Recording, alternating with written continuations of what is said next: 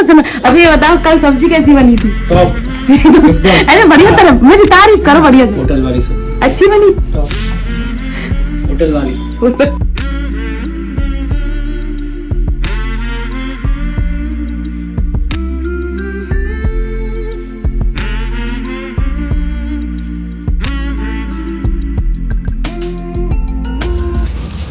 Hello दोस्तों, राधे राधे, जय Shri Krishna and welcome back to my YouTube channel Rajni Brajwasi blog. कैसे हो गाइज? उम्मीद करती हूँ आप सब लोग अच्छे होंगे, स्वस्थ होंगे, मस्त होंगे। मैं भी एकदम ठीक हूँ। तो अभी सर्दियों का टाइम है और सर्दियों में ना 4 बहुत जल्दी बज जाते हैं। शाम के टाइम की बात कर रही हूँ मैं। और शाम को 4 बजे मैं नीचे आ जाती हूँ अपने रूम से नीचे किचन में, क्योंकि मेरा रूम ऊपर है, किचन नीचे है। तो खाने पीने की तैयारी करने के लिए उसमें टाइम लगता है। फिर मैं दर्शन करने जाती हूँ। और आज मुझे ना पनीर बटर मसाला बनाना है। वो मैं प्याज का बनाऊंगी और मम्मी पापा के लिए आलू मटर की सब्जी बना रही हूँ। तो यहाँ पर प्लीज़ गाइज को ये मत कहना खुद के लिए पनीर बना रहे हो और सास ससुर के लिए आलू मटर की सब्जी बना रही हूँ। तो मैं आप लोगों को बता दूँ, मम्मी पापा को पनीर की सब्जी पसंद नहीं है। चाहे खोआ पनीर बनाऊँ, चाहे मटर पनीर बनाऊँ, चाहे कढ़ाई पनीर बनाऊँ, चाहे पनीर बटर मसाला बनाऊँ, कुछ भी बनाऊँ, मम्मी पापा को पसंद नहीं है। हाँ, पापा थोड़ा सा टेस्ट कर लेते हैं जरा सा, लेकिन मम्मी को पसंद नहीं है। तो मम्मी पापा दोनों के लिए मैं आलू मटर की सब्जी बना रही हूँ। तो यहाँ पे मैं आज कटेमा आलू की सब्जी बना रही हूँ, काट के मोटे मोटे स्लाइसेस करके तब बना रही हूँ। और साथ में मैंने आटा लगा लिया था ठाकुर जी का भोग लगाने के लिए। 2 पराठे भी सेक के रख दूँ, फिर ठाकुर जी का भोग लगा दूंगी ना, तब मैं प्याज का काम करूँगी। क्योंकि फिर किचन वही हो जाती है ना, किचन मतलब आलू मटर की सब्जी तो मैंने बना ली थी, लेकिन जब मैं पनीर की सब्जी बनाऊँगी तो आटा वगैरह वहीं स्लैब पे लगाऊंगी, तो फिर स्लैब प्याज की हो जाती है। तो इसीलिए मैं पहले बिना प्याज का काम फिनिश कर लेती हूँ, ठाकुर जी का भोग लगा दूंगी, उसके बाद में फिर मैं बनाऊँगी पनीर बटर मसाला। और थोड़ा सा डिफरेंट स्टाइल में बनाना है और आप लोग देखना गाइज, क्योंकि मैं आपको बताऊँ ना, स्टार्टिंग में मैंने आप लोगों के साथ में शेयर किया है कि मेरे पति देव का रिएक्शन कैसा था पनीर बटर मसाला को देख करके। वाकई में उन्होंने बहुत तारीफ़ की थी और पापा ने भी बहुत तारीफ़ की थी। वैसे तो पापा खाते नहीं हैं पनीर की सब्ज़ी, लेकिन मैंने थोड़ी सी दी थी कि पापा टेस्ट कर लो। तो कह रहे थे नहीं नहीं मुझे नहीं चाहिए। तो मैंने बोला थोड़ी सी टेस्ट कर लो। और जब पापा ने खाई ना, तो पापा कह रहे थे मैंने ना दोबारा इसलिए नहीं ली थी, क्या पता कम बनाई हो, वरना मुझे बहुत अच्छी लगी थी। तो सब्जी बनाने के लिए मैंने यहाँ पे लिए हैं 3 टमाटर। ये 5 आपको दिख रहे होंगे, लेकिन 2 मैंने निकाल दिए थे। 3 टमाटर लिए हैं और 3 टमाटर की प्यूरी तैयार कर लेंगे। उसके बाद में एक कढ़ाई में घी गरम करना है और घी जब हमारा गरम हो जाए तो मीडियम फ्लेम पे ये जो पनीर कट करके रखा है ना, इसको फ्राई कर लेंगे। 5 से 7 मिनट फ्राई करना है। और जब हमारा पनीर गोल्डन ब्राउन हो जाए तब हम इस पनीर को निकाल लेंगे। चाहे तो आप कच्चा पनीर यूज़ कर सकते हो और चाहे आप फ्राई कर सकते हो। तो मैं इस बार फ्राई करके बना रही हूँ, क्योंकि फ्राई करके टेस्ट अलग आता है, कच्चे पनीर का टेस्ट अलग आता है। और जब ये गोल्डन ब्राउन हो जाएगा ना, तो अपने आप दिखना स्टार्ट हो जाएगा। तो यहाँ पे आप देख सकते हो मेरा पनीर गोल्डन ब्राउन हो गया है एकदम से। तो मैं स्लो करके गैस को और सारा पनीर निकाल लेती हूँ। उसके बाद में जो थोड़ा सा घी बच गया था, उस घी में मैं खड़े गरम मसाले डालने हैं, जैसे 2 तेजपात के पत्ता, लौंग, काली मिर्ची, थोड़ा सा जीरा। और उसके बाद में ये मैंने 2 मीडियम साइज के प्याज कट करके रखे हैं। ये प्याज भून लेना है और प्याज को हमें मीडियम टू हाई फ्लेम पे भूनना है। इसमें भूनने में 3 से 4 मिनट लगते हैं। जब तक हमारा ग्रेवी तैयार हो रही है तब तक मैं यहाँ दही की ग्रेवी तैयार कर लेती हूँ। दही को अच्छे से फेंट के उसमें नमक, मिर्च, हल्दी, धनिया पाउडर और जीरा पाउडर, ये सारी चीज़ें मैं ऐड कर रही हूँ और ब्लेंडर से अच्छे से ब्लेंड कर लेना है दही को। ये तैयार हो गया है हमारा और उधर हमारी ग्रेवी भी पक गई है। उसके बाद में फिर मैं टमाटर की प्यूरी ऐड कर दूंगी। उसको भी हमें 5 से 7 मिनट तक भूनना है। टमाटर की प्यूरी डालते समय आपको थोड़ा सा नमक ऐड करना है, जिससे कि टमाटर अच्छे से गल जाएं।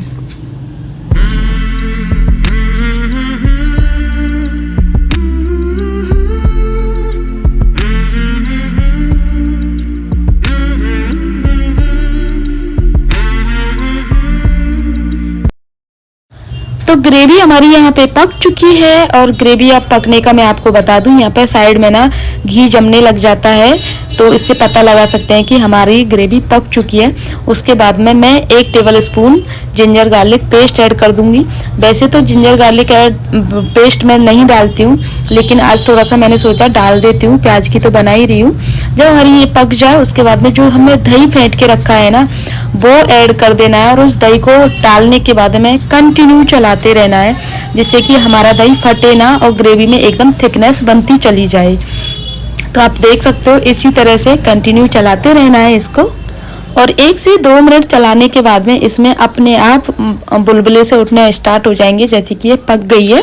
जब ये पक जाएगा तो इसको आप छोड़ सकते हो, चलाते हुए फटेगी नहीं। अब उसके बाद में इसमें ना हमें आधा सा ग्लास पानी ऐड करना है और जब पानी में भी अच्छे से उबाल आ जाए ना, तो हमने जो पनीर फ्राई करके रखा है उस पनीर को इसमें ऐड कर देंगे और इसको उबालना है 5 से 7 मिनट तक, जब तक ग्रेवी पूरी हमारा जो सब्जी की पूरी ग्रेवी है ना पनीर के अंदर चिपक जाए। तो इस तरह से आपको मतलब उबलते छोड़ना है 5 से 7 मिनट के लिए। अब 5 से 7 मिनट गाइज हो चुके हैं, तो मैं इसमें ना कस्तूरी मेथी ऐड कर देती हूँ और साथ में गरम मसाला भी ऐड कर देती हूँ। और हमारी फाइनली सब्जी बनके रेडी हो गई है। सब्जी बनने के बाद में ऊपर से मैंने 1 हरी मिर्ची ऐड कर दी और अब चलते हैं गिरिराज जी के दर्शन करने के लिए, क्योंकि ऑलरेडी काफ़ी लेट हो गया है। तो पहले मैं तैयार हुई थी और तैयार होने के बाद में अभी चल रहे हैं दर्शन करने बच्चों को लेकर के, क्योंकि आज संडे है, बच्चों की छुट्टी है।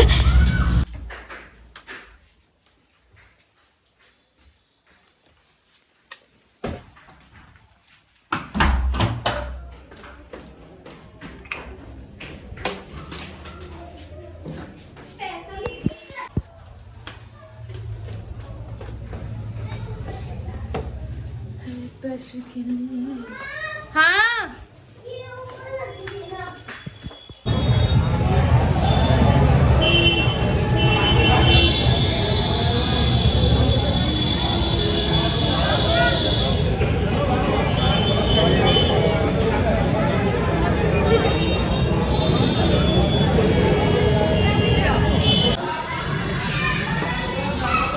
जाओ।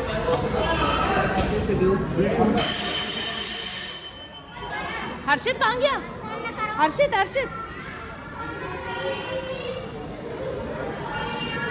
मम्मी इस बच्चे को देखती हूँ ना, उसी बच्चे के पास होता है कानों में टकला और नाम मेरे को नहीं दिलाता।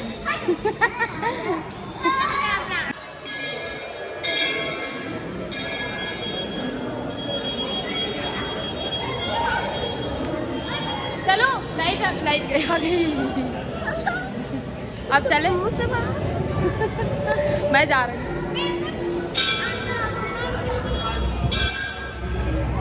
मैं सच में जा रही हूँ बेटा, मैं सच में जा रही हूँ।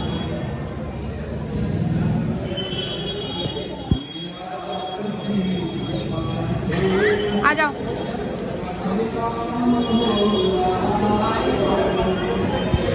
सर्दियों में ना अगर लोशन ना लगाओ ना नहाने के बाद में हाथ पे या फिर फेस पे क्रीम वगैरह ना लगाओ तो ऐसा ड्राई हो जाता है बहुत ज़्यादा।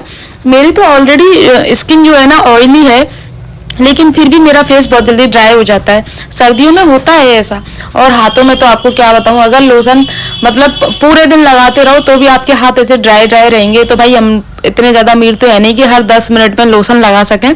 तो मैं तो सुबह नहा धो के लोशन लगा लेती हूँ और उसके बाद में फिर मुझे अगर लगता है लोशन की रिक्वायरमेंट होती है तो एक बार और लगा लेती हूँ। अदरवाइज स्वेटर तो पूरा टाइम पहन के ही रखते हैं, तो सिर्फ आगे के हाथों में लगा लेती हूँ। और इन हाथों की बताऊँ आप लोगों को, बार बार धुलते रहते हैं तो लोशन निकल जाता है। तो मेरी ना, मैं पहले निविया क्रीम लगाती थी एज ए मॉइस्चराइजर, लेकिन निविया क्रीम के बाद मैंने मेरे पिंपल्स होना स्टार्ट हो गए थे, बहुत ज़्यादा बंद नहीं हो रहे थे। और मेरे पतिदेव को पिंपल बिल्कुल भी पसंद नहीं है, तो फिर उसकी बोल रहे थे कि तू ना निविया क्रीम छोड़ और खुद जाके लेके आए आयूर की क्रीम। उनको लगता है कि ये नेचुरल है और अच्छी है तो लगा के देखना। मैंने सोचा चलो ठीक है, ऑलरेडी निविया से फुंसी हो रही थी तो आयूर लगा के देखती हूँ। तो आज से मैंने आयूर लगाना स्टार्ट किया है, अब देखते हैं क्या असर करती है। वैसे जो खुशबू में भी अच्छी है इसकी, और इसका जो क्रीमी टाइप है ना वो भी अच्छा है। अब देखते हैं कैसे काम करती है। तो अभी तो सुबह सुबह का टाइम है, मैं नहा धो के सबसे पहले यही काम कर रही हूँ। बच्चों की छुट्टी है तो आराम से काम कर रही हूँ, जल्दी नहीं है, क्योंकि आज आई थिंक गुरु नानक जयंती है। जिस दिन बच्चों की छुट्टी रहती है ना, उस दिन बच्चे सुबह सुबह से टीवी देखना स्टार्ट कर देते हैं। और मैंने कपड़े धो धो के ना बाहर रख दिए हैं बालकनी में चेयर के ऊपर। जैसे ही मुझे मौका लगेगा तो मैं कपड़े सुखा दूंगी, और जल्दी सुखा देती हूँ ना तो जल्दी सूख भी जाते हैं। फिर मुझे तय भी बना देती हूँ, जैसे ही मेरा काम खत्म हो जाता है तुरंत मैं कपड़ों की तय बना लेती हूँ। और फिर काम का तो ये रहता है गाइस, कुछ ना कुछ मुझे थोड़ा सा जैसे टाइम मिलता है तो मैं अपने एक्स्ट्रा काम वगैरह हैं वो कर लेती हूँ, या थोड़ी देर रेस्ट कर लेती हूँ।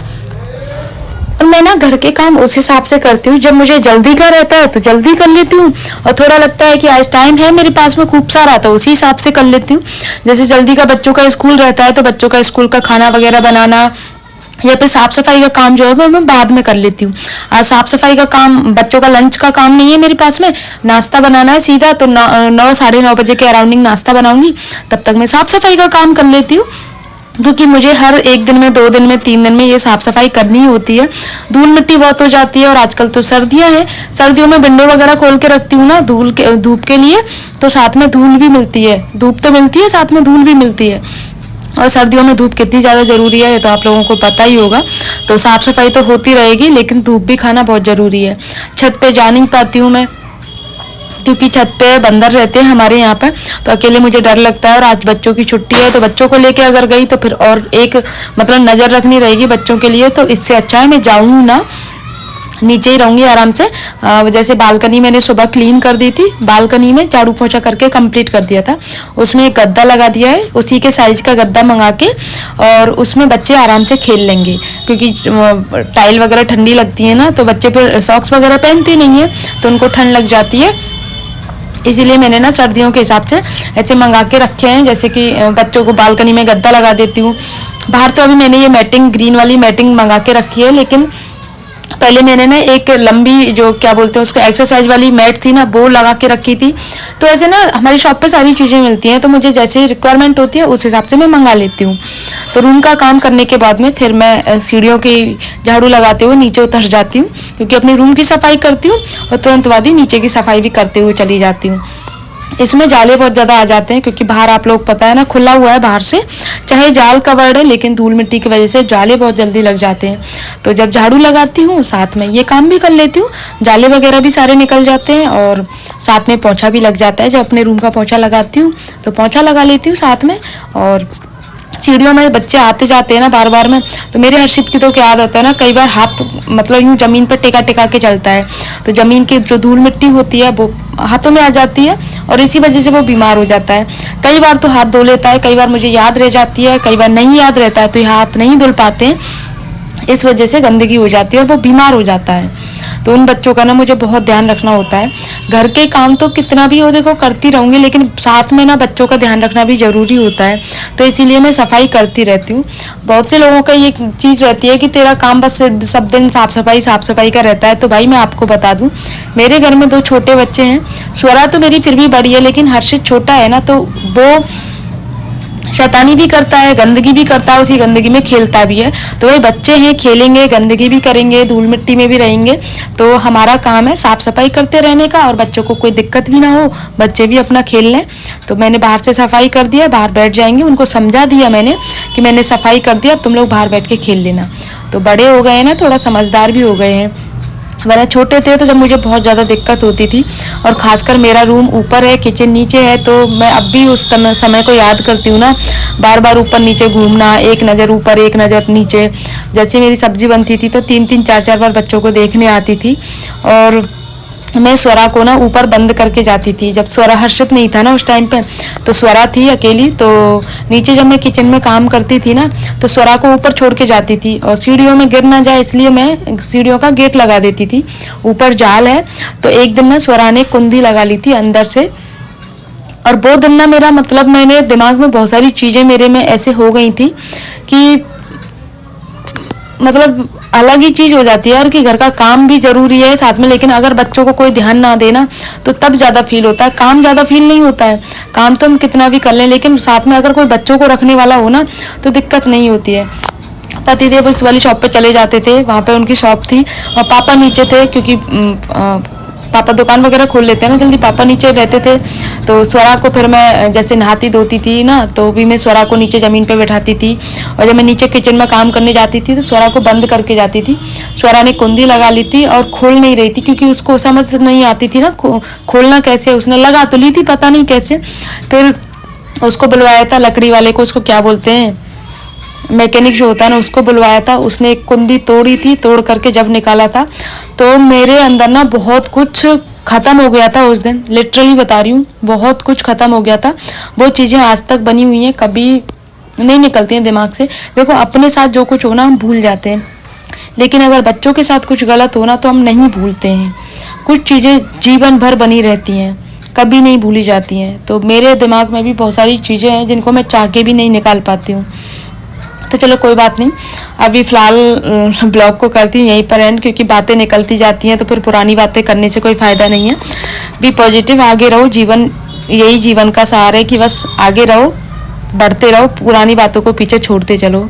तो ब्लॉग को करती हूँ यहीं पर एंड। आई होप आप लोगों को अच्छा लगा होगा। अच्छा लगे तो प्लीज़ वीडियो को लाइक करना, शेयर करना, कमेंट करना। मिलते हैं नेक्स्ट ब्लॉग में, तब तक के लिए बाय। कैसे नहीं? मैं जा रहा हूँ। अच्छा सुनो, अभी ये बताओ कल सब्जी कैसी बनी थी? टॉप एकदम। अरे बढ़िया तरह मेरी तारीफ करो, बढ़िया से। होटल वाली सब्जी अच्छी बनी। टॉप, होटल वाली।